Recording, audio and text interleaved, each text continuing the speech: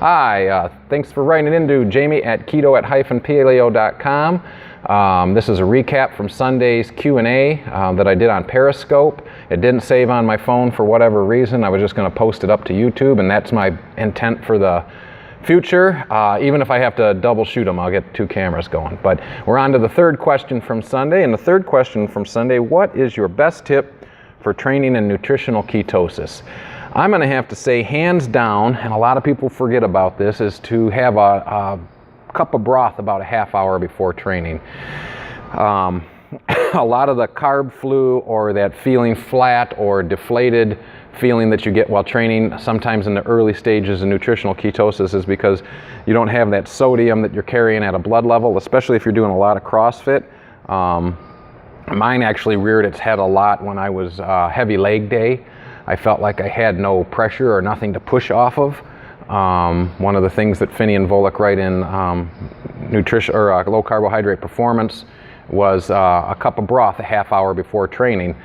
I live and die by that. I keep broth here at the gym. It doesn't have to be fancy bone broth or anything like that. It can be the cheap stuff that you get anywhere. You want high sodium is what it really was, so you have the blood pressure. From an evolutionary standpoint, we didn't, do the style of training that I like to do.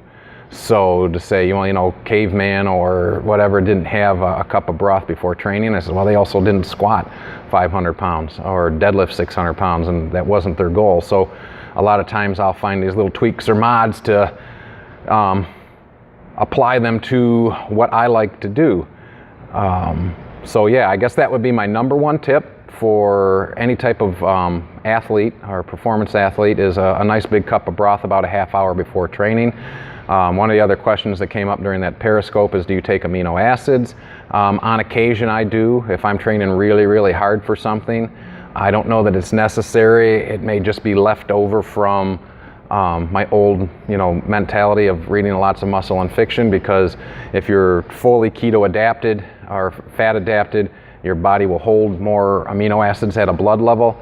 I also feel that once you get past that 6-month mark of being in nutritional ketosis nonstop, there's another level that you go to and you feel more like an action figure. And I feel that I need the broth less and less and amino acids less and less, as my body has really accepted that as a full fuel source, and all my enzymes are up to speed, etc.